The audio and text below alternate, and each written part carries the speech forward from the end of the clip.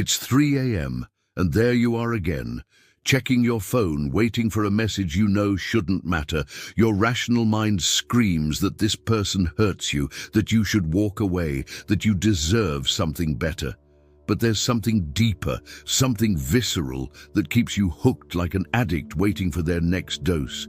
You promise yourself, this will be the last time you respond, the last time you allow them to hurt you. But when that message arrives, when that unexpected call comes, all your resolve crumbles like a house of cards in the rain. Why does one part of you know exactly what's happening, can enumerate all the red flags, can recite self-help advice from memory, but another part of you, more primitive and powerful, simply cannot let go? Why does your body betray your mind? Why does your heart sabotage your logic? Why do you keep returning to someone you consciously know isn't good for you? The answer isn't in your character weakness, as you may have been led to believe. It's not that you're masochistic, codependent, or have low self-esteem, though these may be secondary symptoms. The truth is much deeper and paradoxically more hopeful than you imagine. What you're experiencing isn't a moral failure, but a completely understandable biological and psychological response that has evolutionary, neurological, and spiritual roots dating back to the very origins of our species. Carl Jung said that everything you don't bring to consciousness appears in your life as destiny. And toxic relationships are, in their purest essence, unconscious destiny manifesting in the form of relational patterns that repeat unresolved wounds, unmet needs, and parts of ourselves that remain in the shadows. We don't consciously choose toxicity, but unconsciously we're drawn to it because it represents something familiar, something that resonates with the emotional frequencies we've known since childhood. Imagine your nervous system is like a radio that has been tuned from a very early age to a specific frequency. This frequency was determined by your first experiences of love, care, and abandonment. If you grew up in an environment where love came mixed with pain, where attention was obtained through drama, where intimacy was intertwined with uncertainty, your internal radio learned to recognize those signals as home. Not because it was best for you, but because it was known, predictable in its unpredictability. Toxic relationships aren't accidents, they're karmic magnets that attract exactly the dynamics you need to experience, to heal broken parts of your psyche. But here's destiny's cruel trick. The same dynamic that promises healing is also the one that perpetuates the wound. It's as if the universe puts you in front of a mirror that reflects not only who you are, but also who you need to stop being in order to evolve. Addiction to toxic relationships operates on multiple dimensions simultaneously. At the most basic level, there's the neurochemical dimension. Your brain, that survival organ that evolved over millions of years, doesn't distinguish between real danger and emotional danger. When you're in a relationship characterized by extreme ups and downs, your nervous system enters a constant state of hypervigilance. Adrenaline, cortisol, and dopamine create a chemical cocktail that is literally addictive. Think of it this way. Healthy and stable relationships are like a constant warm light.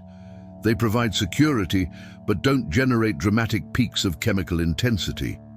Toxic relationships, on the contrary, are like strobe lights, periods of intense darkness followed by blinding flashes of light. Your brain, programmed for survival, interprets these intensity peaks as signals that something important is happening, something that requires maximum attention. During the good moments in a toxic relationship, when that person finally gives you the validation you've been craving, your brain releases a cascade of dopamine that is qualitatively different from what you experience in stable relationships. It's more intense, more euphoric, more addictive precisely because it comes after periods of emotional deprivation. It's the same principle that makes casinos so effective. Intermittent and unpredictable rewards generate greater addiction than constant rewards. But the neurological dimension is only the surface. Deeper is the psychological dimension, where what psychologists call compulsive repetition resides. Sigmund Freud observed that human beings have an unconscious tendency to recreate traumatic situations from our past in a desperate attempt to resolve them differently this time. It's as if your psyche were an obsessive director who keeps filming the same scene over and over, hoping for a different ending. If in your childhood you experienced inconsistent love, if you had caregivers who alternated between being warm and cold, present and absent, your unconscious psyche developed the belief that this is how love is supposed to be. Not as a rational decision, but as deep programming that operates below the threshold of consciousness. When you find a partner who replicates these patterns, you don't feel repulsion, you feel recognition. Your internal system whispers, "This feels like home," even when your conscious mind knows that home is far from being a safe place. The third dimension is the most subtle but perhaps the most powerful, the archetypal dimension. Jung identified universal patterns in the human psyche, primordial images that transcend individual experience and connect with our species' collective unconscious. In toxic relationships, we're often playing out ancestral archetypes: the wounded lover, the compulsive savior, the abandoned child, the absent father. These archetypes have magnetic power because they represent unintegrated aspects of our psychic wholeness. The toxic person in your life isn't just a person, they're a symbol, a carrier of projections representing parts of yourself you haven't recognized or integrated. That's why the breakup feels like you're losing a part of yourself, because you literally are. You're losing the external container where you had deposited denied aspects of your own psyche. The fourth dimension is spiritual, and here's where understanding becomes truly transformative. From a spiritual perspective, toxic relationships aren't punishments or accidents, but disguised initiations.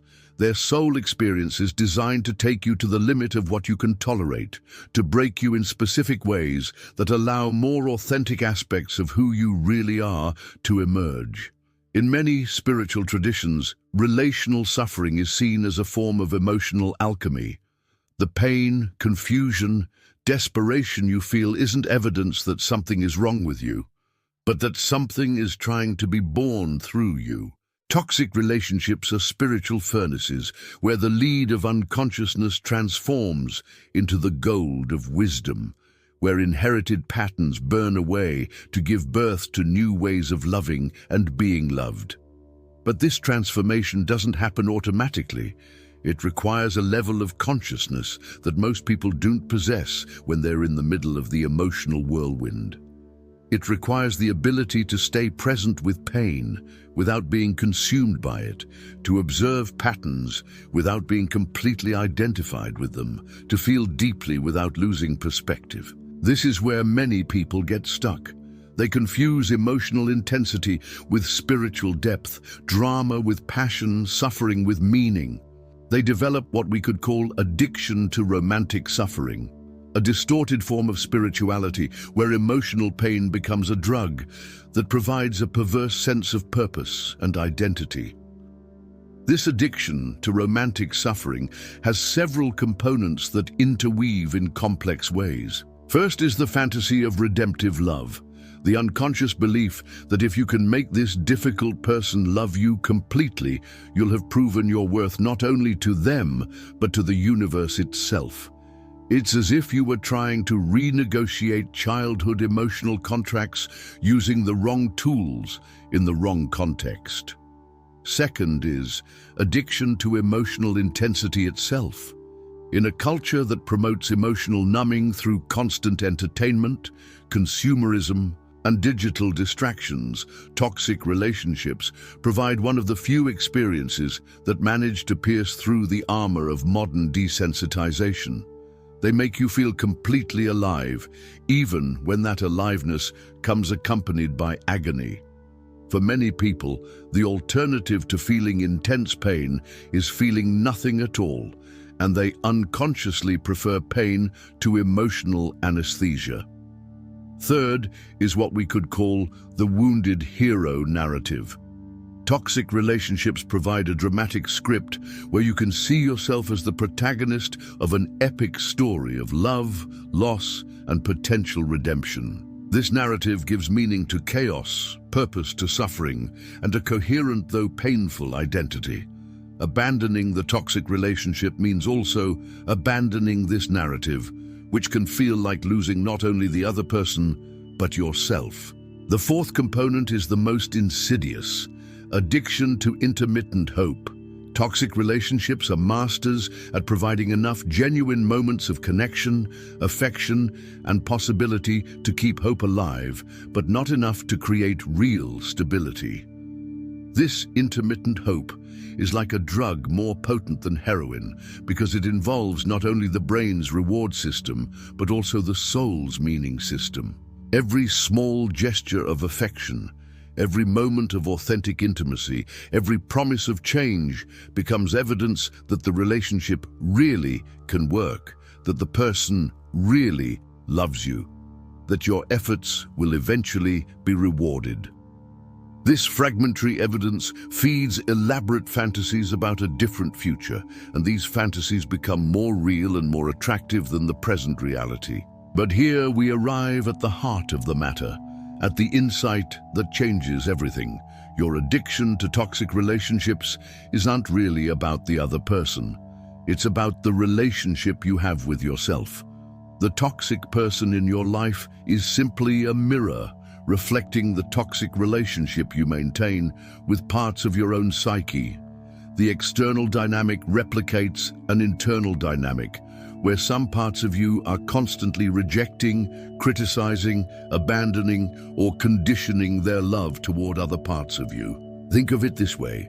If internally you have a critical voice that constantly tells you you're not enough, and another part of you that desperately seeks approval to silence that criticism, you'll unconsciously seek external relationships that replicate exactly this dynamic. You'll find someone whose approval is difficult to obtain because that feels familiar, that resonates with the internal conflict that already exists within you. The toxic person isn't creating new patterns of pain. They're activating patterns that already existed in your psychic system. That's why the breakup feels like you're disintegrating. You're not losing just an external relationship.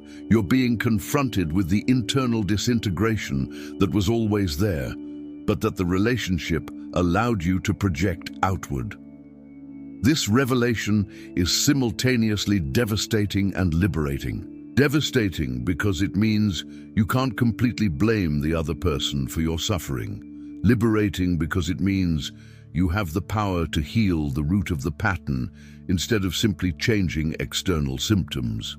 The real addiction isn't to the specific toxic person, but to the dynamic of being divided against yourself and seeking reconciliation through another. It's addiction to projecting your wholeness onto someone else, to making another person the guardian of your self-esteem, to surrendering your personal power in exchange for fleeting moments of external validation. This understanding opens the door to a completely different type of healing. Instead of focusing on changing the other person or finding someone better, you can begin to heal the internal fragmentation that makes toxic relationships feel like home. Instead of seeking love in places that have already proven to be dry wells, you can begin to cultivate internal conditions that naturally attract healthier relationships. The path to freedom doesn't go through willpower or dramatic cuts, though sometimes these are necessary as emergency measures. The real path goes through developing a loving and conscious relationship with yourself that is more interesting, more nourishing, and more reliable than any external drama you might find. This means learning to give yourself the emotional consistency you seek in others. It means developing the ability to be present with your own difficult emotions without needing someone else to rescue, validate, or change them. It means cultivating an internal voice that is compassionate instead of critical, encouraging instead of defeatist, patient with yourself instead of demanding. But above all, it means understanding that your capacity to love and be loved does not depend on convincing someone specific of your worth. Your worth is an ontological reality, not a variable that fluctuates based on another person's mood or emotional availability. When you truly integrate this truth, not just intellectually, but at the cellular level of your being, toxic relationships lose their magnetic power over you. Not because you become immune to love or because you close your heart, but because your heart becomes full enough not to need to be desperately filled from outside. When you have a solid relationship with yourself, you can distinguish between authentic love and its cheap imitations. You can feel the difference between someone who loves you for who you are and someone who is projecting their own unresolved needs onto you. This transformation doesn't happen overnight, and it's not a linear process. There will be relapses, moments of weakness, periods where the seduction of the familiar feels stronger than the call toward the unknown but healthy. Healing deep relational patterns is like rehabilitating from any addiction. It requires patience, self-compassion, external support, and a clear understanding that withdrawal symptoms are temporary, but the freedom that comes after is permanent. During this transformation process, it's crucial to understand that you're not trying to become someone completely different. You're trying to become more fully who you already are beneath the layers of conditioning, trauma, and defensive patterns. The qualities that make you susceptible to toxic relationships, your sensitivity, your capacity to love deeply, your persistent hope, your willingness to see the best in others, are also your greatest strengths when guided by wisdom instead of unresolved wounds. The goal isn't to become invulnerable or cynical. The goal is to become discerning, to develop the ability to keep your heart open while keeping your boundaries firm. It's learning to love from abundance instead of from scarcity, from conscious choice instead of unconscious compulsion. When you finally free yourself from the pattern of toxic relationships, you don't just change your love life, you transform your entire experience of being alive. Because the same dynamics that kept you trapped in harmful relationships were also operating in other areas of your life. In your relationship with work, with money, with your body, with your dreams and aspirations. Freedom from toxic patterns is freedom to live from your authentic center instead of from your wounds. It's freedom to respond to life from creativity instead of reactivity. It's freedom to attract people and experiences that resonate with who you really are, instead of with who you learned to be to survive. And perhaps most beautifully, when you heal these patterns in yourself, you contribute to the collective healing of these patterns in our culture. Each person who frees themselves from addiction to toxic relationships makes it easier for others to do the same. Each person who learns to love themselves in a healthy way raises the standard of what's possible in human relationships. Your personal healing becomes an act of service to the world, because the world desperately needs examples of what conscious, mature, nourishing love looks like. It needs people who demonstrate that it's possible to have relationships that are both passionate and healthy, both deep and stable, both transformative and sustainable. If this message has touched something in you, if you've recognized your own story in these words, I want you to know that recognizing the pattern is the first and most important step toward freedom. Consciousness is the light that dissolves unconscious spells. Once you can clearly see what's happening, you're no longer completely at its mercy. Share your experience, talk about your process, let others know they're not alone in this struggle. Because ultimately, we heal in relationship, and your courage to face these patterns can be the inspiration someone else needs to begin their own journey toward freedom and authentic love.